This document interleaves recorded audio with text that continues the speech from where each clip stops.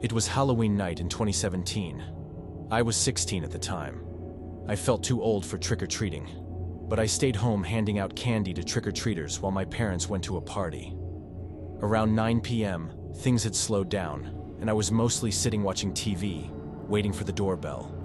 At one point, I muted the TV because I thought I heard footsteps outside. The doorbell hadn't rung, but I checked anyway. No one was there. I assumed it was just kids running around. After a while, I went upstairs to grab something from my room.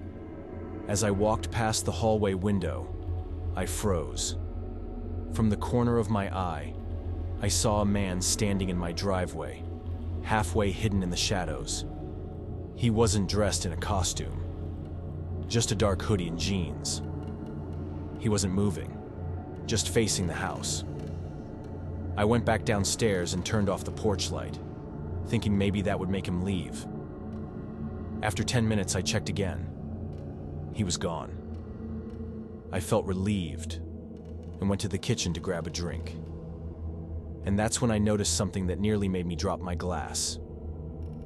On the back sliding door, there were smudge marks, fingerprints, greasy streaks, even a faint outline where someone had pressed their face to the glass.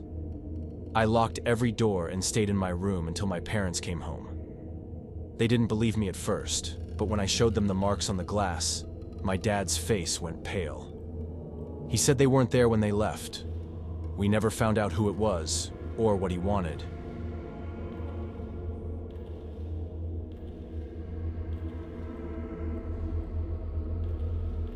It was Halloween night of last year when this happened.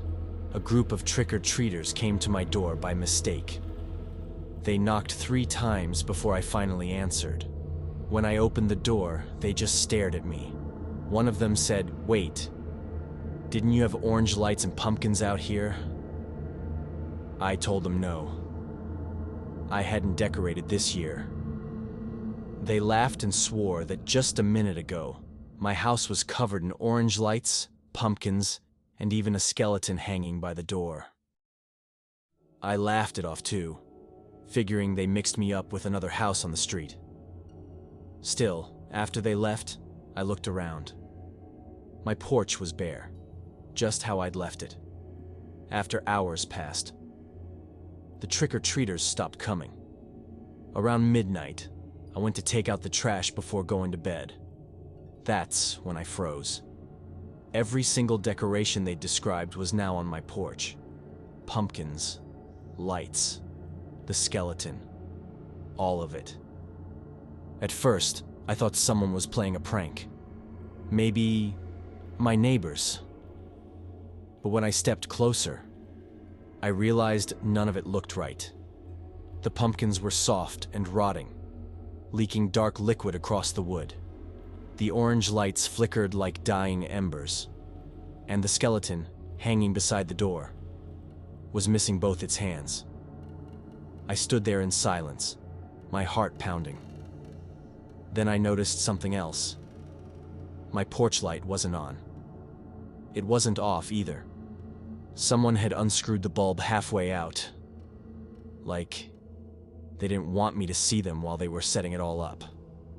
I backed up slowly, went inside, and locked the door. When I looked again through the window, the decorations were gone. Completely gone. The next morning, I stepped outside, half expecting to find them piled somewhere. But there was nothing, except for a few black stains on the porch, where the pumpkins had been. And on the front door was a single handprint. Too large to be mine, and too fresh to have been there the night before.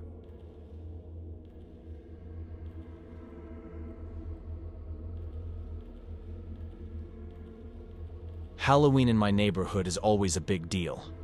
Every year, people compete to have the scariest house. Fake blood, sound effects, animatronic monsters, everything.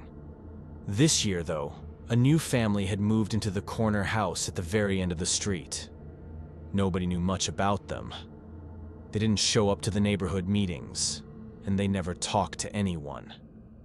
Their house stayed dark most nights, until Halloween. That night, they went all out. At least, that's what we thought. By dusk, they had their porch lights glowing a dim orange, fog creeping over the lawn, and 3 bodies were laid out on their driveway, covered with white sheets, splattered in what looked like to be fake blood. They'd even taped yellow caution lines around them. Everyone assumed it was some over-the-top decoration. Kids were posing next to them for pictures. Some parents even joked about how realistic the blood looked. But something about it felt off. The bodies weren't placed like props. They looked dropped. As the night went on, the street got quieter. Around 11:30, most people had gone inside. But a few of us neighbors stayed outside talking. That's when the motion light at the corner house flicked on. We looked over and saw one of the sheets move. Just a little. Then it stopped. We tried to laugh it off, saying maybe the wind moved it, but there was no wind that night. A few hours later, around 2 a.m., one of my neighbors sent a video to our group chat. He had a Ring doorbell pointed down the street. The footage showed a man walking up to the corner house. Long black coat, gloves. He was dragging something behind him. When he stepped into the light, we could see what it was. Another body.